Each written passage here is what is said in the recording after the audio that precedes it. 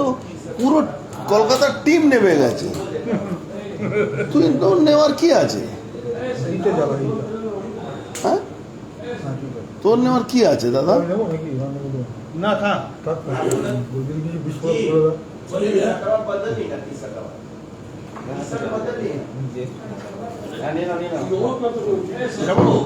T शर्टवा change कर ना। हाँ?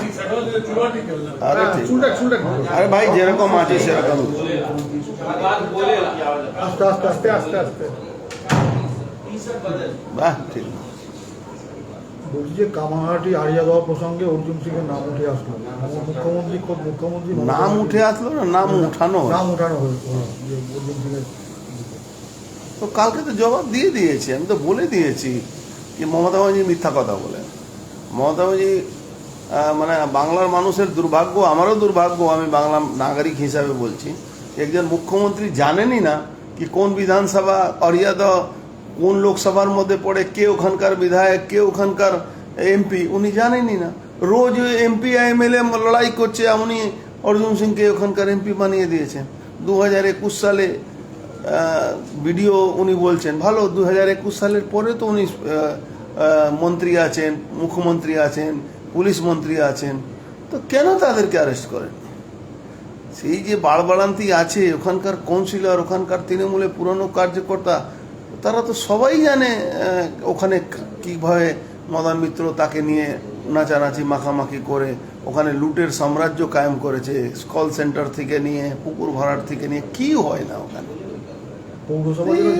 মশলে মমতা ব্যানার্জি ওই অর্জুন সিংয়ের কে এখন আরও কিছু মামলায় ফাঁসাতে হবে, তো অর্জুন সিং বিজেপি এখানে হয়ে লড়াই করবে, তো ওকে ফাঁসাতে হবে, তো ওর নাম নিয়ে নিচ্ছে।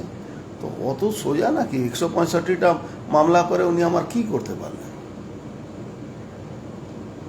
আরও করুন, কোনো অসুবিধা নেই। মানুষ, বাংলা মানুষ তো দেখছে। মমতা ব্যানার্জি 74টা মিউনিসিপ্যালিটিতে হেরেছেন, 43টা বুথে কলকাতা কর্পোরেশনে হেরেছেন। উনার দলের একজন মেয়র, মন্ত্রী, ও সমস্ত এমন কথা বলছে কি সমস্ত ইসলাম ধর্ম হলেই সে জান্নাতের জায়গা পাবে, আর সবাইকে ইসলাম ধর্ম গ্রহণ করার জন্য বলছে। মমতা ব্যানার্জি একবারও বয়ান দিয়েছেন তার ব্যাপারে? দাওয়াতে ইসলাম দিচ্ছে একটা মেয়র, একজন মন্ত্রী, উনার লজ্জাও হয়? কারণ বাংলা কি তালিবানি শাসন নিয়ে আসছেন চাইছেন উনি? বাংলা কি উনি শরিয়া কানুন লাগাতে চাইছেন? কি হচ্ছে কি বাংলা মানুষ, বাঙালি হিন্দু এরা দেখতে পাচ্ছে না কি কি হচ্ছে? একটা মুখ্যমন্ত্রী এইভাবে বক্তব্য দিচ্ছেন, বাংলাকে ভাগ করার আবার একটা পরিকল্পনা করছেন, বাংলাকে বাংলাদেশ বানাবার একটা পরিকল্পনা করছেন। জয়ন্ত সিং এর যে বাড়ি, যে দুধ বিক্রেতা থেকে দুধ সাদা, জয়ন্ত সিং নিজে পৌরসভাতে চাকরি করে, কে চাকরি দিল এই তো তদন্ত হচ্ছে, তো ওখানে তো ইডি তদন্ত করছে, ঘাবড়াচ্ছেন কেন? সবই তো চলে আসবে। ও তো নিজে ওকে চাকরি দিয়েছে, ওর ভাইকে বারানগর মিউনিসিপ্যালিটিতে চাকরি দিয়েছে, মদন মিত্র দিয়েছে, সবাই জানে। তো ওখানে পৌরসভাতে চাকরি করলে বেআইনি বাড়ি করার পারমিশন পাওয়া যায়, পৌরসভাতে চাকরি করলে সিএসসি লাইন পাওয়া যায়। বেআইনি জায়গা সিএসসি লাইন দিয়ে দিল, বেআইনি জায়গাতে জলের কল লাইন চলে গেল, বোরিং বসানো হলো, সব কি বেআইনি? জলাশয় ভরাট করে বাড়ি করে, জলাশয় ভরাট তো আছে, দিদিমণি তো বলছেন আমি কোনো সব এমএলএ চোর আছে, আমার সব চেয়ারম্যান চোর আছে, কাউন্সিলর চোর আছে, তো বেআইনি বাড়ি তো পেয়েছেন, এবার ভেঙে দিন বুলডোজার লাগিয়ে, তাহলে তো লোক বলবে কি হ্যাঁ উনি ভালো কাজ করেছেন।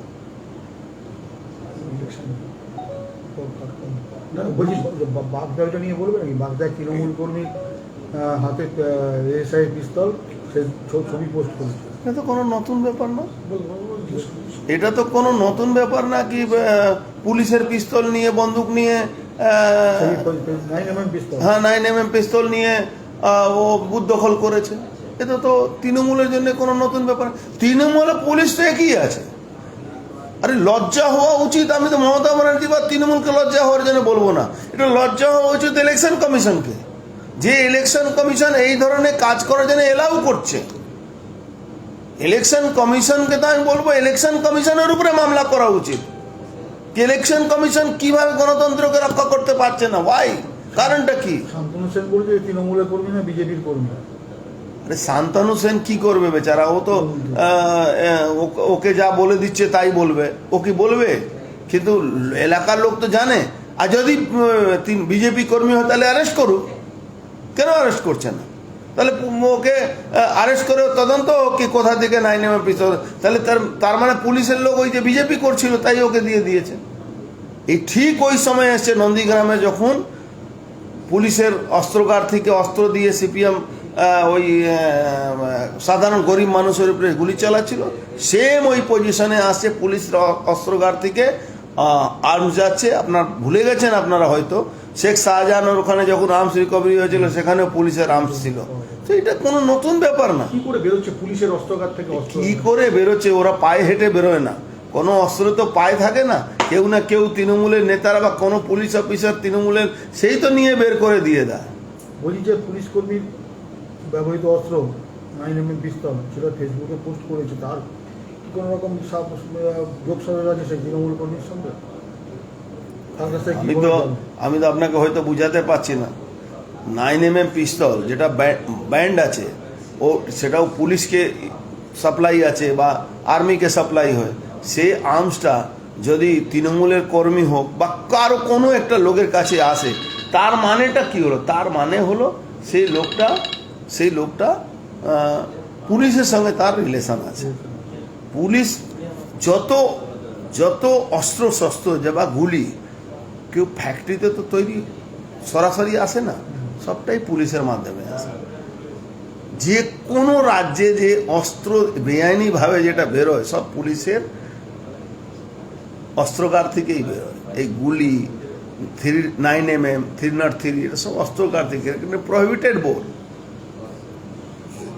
দোকানে যেটা নন প্রহিবিটেড বোর দোকান থেকে বেরোতে পারে, কিন্তু 9mm তো প্রহিবিটেড বোর, এটাকে তো ব্যান্ড করেছে গভর্নমেন্ট। তাহলে এটা বেরোচ্ছে কি করে? তার মানে কোনো না কোনো অস্ত্রগার থেকে ওই পুলিশের লোকেরা বেআইনিভাবে বের করে। এর একটা ক্লজ আছে, এটাও আপনাদের বোঝা উচিত। সরকারের ঘরে এমন একটা নিয়ম এই ইংরেজ জামানা থেকে বানানো আছে কি একটা লিমিটেড টাকার জিনিস যখন গায়েব হয়ে যায়, হিসাবে মিলে না, ওকে লস দেখিয়ে দেওয়া হয়। এই লস দেখিয়ে এই মালগুলো বেরোয়। সেকেন্ড, যখন চাঁদমারি হয়, যখন ট্রেনিং হয়, তখন যদি 100 গুলি ট্রেনিংয়ে দেওয়া হয়, তখন ওটাকে 50টাই দিয়ে ট্রেনিংয়ে ওই যে যারা অফিসাররা থাকে সেই 50টা গুলি বাইরে বিক্রি করে দেয়। এইভাবে এই গুলিগুলো বিক্রি হয়, এই অস্ত্রগুলো বিক্রি হয়। এইটা হলো মেন লজিক। আপনি এর মধ্যে একবার দেখেছিলেন কি মাওবাদীদের কাছে ইছাপুর রাইফেল ফ্যাক্টরি থেকে যে অস্ত্র তৈরি হয়ে সেটা বেরিয়ে গেছিল। কি করে বেরিয়েছিল? লোকাল তৃণমূলের লোকেরা ওই ওখানে সাফাই বাছাই কাজ করত, কাঁচড়া বের করার কাজ করতো। কিছু অফিসার, অসাধু অফিসার, পুলিশ ধরে এদের সিবিআই ধরেও ছিল, অসাধু কিছু অফিসারদেরকে তারা ওই মালগুলো ফেলে দেয় গোডাউন থেকে নিয়ে, যখন ইন্সপেকশনে যায় ওটা ফেলে দেয়। এদেরকে বলে দেয় ওই জায়গা পড়ে আছে, ওখান থেকে তুলে নিয়ে এসে ওরা অপরাধীদেরকে সাপ্লাই করে। তারপরে এটা নিয়ে সেন্ট্রাল গভর্নমেন্ট একটা ডিসিশন নিল কি যে মালগুলো একটু খারাপ অবস্থায় বা পড়ে আছে সেটাকে ডিসমেল্টিং করে দাও, মানে ওটাকে গলিয়ে দাও। ওটা কোনো হাতিয়ার হিসাবে থাকবে না, কোনো গোডাউনে এরকম হাতিয়ার থাকবে না। ওখান থেকে যা তৈরি হবে সঙ্গে সঙ্গে ডিসপ্যাচ হয়ে যাবে। আপনি যেখানে বলছেন যে রাজ্যের তালিবানি রাজ্য তৈরি হবে, এই জয়ন্ত সিং যে অত্যাচারের ভিডিও, সেটা তো তালিবানি অত্যাচারের থেকেও কোনো অংশে কম নয়। তালিবানি থেকে উপরে, এটা তালিবান থেকে উপরে চলে গেছে। এই তালিবান থেকে উপরে যাওয়ার একটা কারণ আছে, এই কারণটার তথ্য জানতে হবে। যে জায়গাটা একদম কালকাটার লগোয়া, বহু কারখানা বন্ধ হয়ে গেছে, 99% ওখানে অরিয়াদা এলাকায় ছোট ছোট কারখানা ছিল, যেটা জুট মিলে সাপ্লাই করার জন্য যে পার্টসগুলো তৈরি ওখান থেকে সাপ্লাই করে। এবার ওই কারখানাগুলো আস্তে আস্তে বন্ধ হয়ে গেছে। এবার বন্ধ হওয়ার পরে এরা ওই কারখানাগুলোকে জবরদখল করে নিচ্ছে লোকাল এমএলএকে সাপোর্ট নিয়ে বা পৌরসভাকে সাপোর্ট নিয়ে। এবার এই জায়গাগুলো দখল করে কিভাবে বিক্রি হবে, কিভাবে ভরাট হবে, আর ওখানে বৌদ্ধিষ্ট বাঙালি, বহু বাঙালি যারা এই দেশীয় বাঙালি যারা বসবাস ছিল একটা সময়, তারাও এখান থেকে প্রায় চলে গেছে। কেউ বিদেশে থাকে, কেউ কলকাতা বাড়ি করে নিয়ে যায়, বা কেউ অন্য জায়গায় চলে গেছে। সেই বাড়িগুলো ডিসপিউট লাগিয়ে লাগিয়ে এরা বাড়িগুলো জোর করে নিয়ে নেয়। আপনার বাড়ি ধরুন 1 কোটি দাম আছে, আপনাকে 25 লাখ টাকা দিল, চমকিয়ে টমকিয়ে নিয়ে ওই বাড়িগুলোকে প্রমোটিং করে দিয়েছে। ওখানে একটা নেক্সাস আছে, একটা নেক্সাসকে মদন মিত্র চালায় থ্রু এই জয়ন্ত সিং, অথচ সিং না, জয়ন্ত যাদব আছে। মমতা ব্যানার্জি ওই সিং দেখে আমার সঙ্গে জুড়ে দিচ্ছে। আরও কারণ আছে, কিন্তু এটাও একটা কারণ আছে। আর মমতা ব্যানার্জি এখন ট্রেন্ড হয়েছে এন্টি বিহারিদের কথা বলা, ওদেরকে আসলে যত ফুটপাত তার 90% বাংলাদেশের যারা বাঙালি উদ্বাস্তুরা তারা এখানে বসে বিজনেস করে, বা মুসলমানরা বিজনেস করে। ওই বাঙালিদেরকে সরিয়ে, যেহেতু হেরেছে, ওই কর্পোরেশনে হেরেছে, পৌরসভাতে হেরেছে, ওখানে সরাতে হবে, সরিয়ে ওখানে রোহিঙ্গাদেরকে বসাতে হবে ওখানে। সেই জন্যে এই উনি কথা বলেছিলেন। কিন্তু যেই শুভেন্দু অধিকারী এই একটা বয়ান দিলেন কি আমি ওখানে পাশে দাঁড়াবো ওদের, সে 380 ডিগ্রিতে উনি ঘুরে গেলেন। এখন আর সব গল্পটা শেষ। এখন আর কোনো উনি এলাকা পরিষ্কার, কোনো পরিচ্ছন্ন করার এখন চিন্তা করছে না। আমি উনাকে একটাই কথা বলবো আপনাদের মাধ্যমে, আরে যেটা দখল হয়েছে, যেটা পুকুর ভরাট হয়েছে, যেটা সরকারি জমি দখল করে বাড়ি বানিয়ে নিয়েছে, সেটা ভাঙুন না। এই গরিব মানুষের, আপনি তো বলেছিলেন চপের দোকান খুলে দাও, মুড়ি বিক্রি করো, চাকরি তো আপনি দিতে পারবেন না, কারখানা আনতে পারবেন না। যতই আপনি আম্বানির বিয়ে বাড়িতে যান, আপনি কারখানা আনতে পারবেন না।